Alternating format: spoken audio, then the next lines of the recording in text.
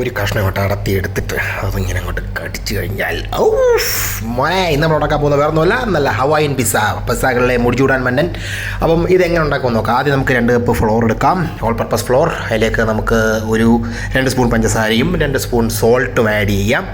അതിനുശേഷം നമുക്ക് ചെറിയൊരു കപ്പ് എടുത്ത് ആ കപ്പിലേക്ക് 2 സ്പൂൺ ഈസ്റ്റ് ഇട്ട് അതൊന്ന് ഇളക്കി യോജിപ്പിച്ചെടുക്കാം.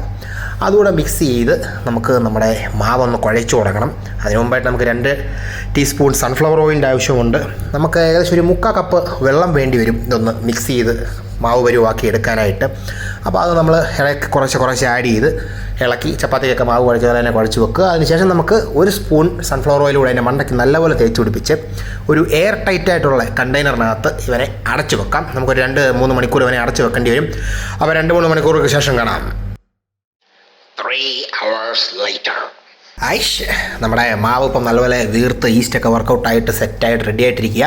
അപ്പോൾ നമുക്ക് കാര്യങ്ങളൊക്കെ കിടക്കാം. നമുക്ക് അതൊരു പിസ്സ ബേസ് എടുക്കാം. ഞാൻ ശരിക്കും പറഞ്ഞാൽ ഒരു കേക്കിൻ്റെ ബേസ് തന്നെയാണ് എടുത്തേക്കുന്നത്. നമുക്ക് അതിലേക്ക് 1 സ്പൂൺ സൺഫ്ലവർ ഓയിൽ കൂടെ തേച്ചിട്ട് അത് നല്ലപോലെ ഒന്ന് എല്ലായിടത്തും ഒന്ന് സ്പ്രെഡ് ചെയ്ത് മിക്സ് ചെയ്ത് വെക്കാം. കൈ കൊണ്ട് തന്നെ ചെയ്താലും മതി. അതിനുശേഷം നമ്മൾ ശരിക്കും ഉണ്ടാക്കിയിരിക്കുന്ന മാവ് 2 പിസ്സയ്ക്കുള്ളതാണ്. നമ്മളൊരു വെജും നോൺ വെജും ചെയ്യുന്നുണ്ട്. അപ്പോൾ അതിൻ്റെ നേരെ പകുതി മാവെടുത്ത് നമുക്ക് വട്ടമാക്കി നമുക്കിതിലേക്ക് വെച്ച് നല്ലപോലെ ഒന്ന് സ്പ്രെഡ് ചെയ്ത് ഒരു പിസ്സ ബേസ് ആദ്യം സെറ്റ് ചെയ്യാം. പിസ്സ ബേസ് സെറ്റായതിനു ശേഷം നമുക്കതിലേക്ക് കെച്ചപ്പ്, നമ്മൾ സാധാരണ വേറെ പ്രത്യേകിച്ച് പിസ്സ സോസൊന്നും ചെയ്യുന്നില്ല. അപ്പോൾ നമ്മൾ അതിലേക്ക് കെച്ചപ്പ് ആഡ് ചെയ്ത് അതിൽ നല്ലപോലെ ഒരു സ്പൂൺ വെച്ചൊന്ന് സ്പ്രെഡ് ചെയ്ത് നമ്മൾ സെറ്റ് ചെയ്തെടുക്കാൻ പോവുകയാണ്.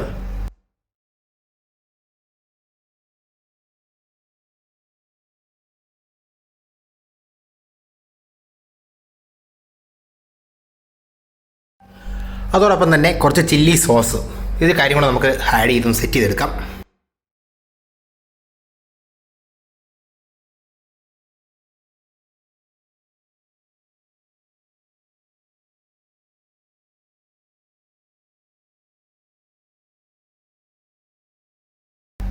സെറ്റ് ചെയ്ത് റെഡിയാക്കി കഴിഞ്ഞാൽ ഈ പിസ്സ ബേസിലേക്ക് നമ്മൾ കുറച്ച് ചില്ലി ഫ്ലേക്സ് അടുത്തതായിട്ട് നമ്മൾ ആഡ് ചെയ്യാൻ പോകുന്നതാണ്. നമ്മുടെ ചുമന്ന ചില്ലി ഫ്ലേക്സ് നമുക്ക് വേണമെങ്കിൽ അടിച്ച് സെറ്റ് ചെയ്ത് നമുക്ക് തന്നെ ഉണ്ടാക്കാവുന്നേ ഉള്ളൂ. അല്ല ചില്ലി ഫ്ലേക്സ് ആയിട്ട് കിട്ടുകയാണെങ്കിൽ അത് തന്നെ ആഡ് ചെയ്താൽ മതി.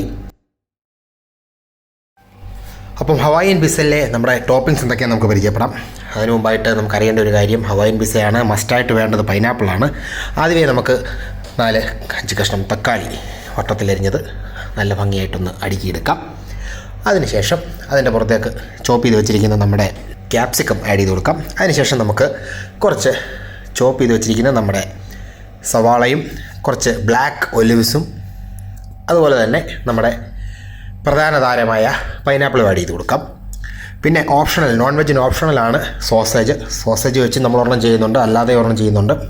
അപ്പം സോസേജ് ചെറിയ പീസുകളാക്കി പെട്ടെന്ന് വേഗം പരുവത്തിന് ഇതുപോലെ തന്നെ സെറ്റ് ചെയ്യുക.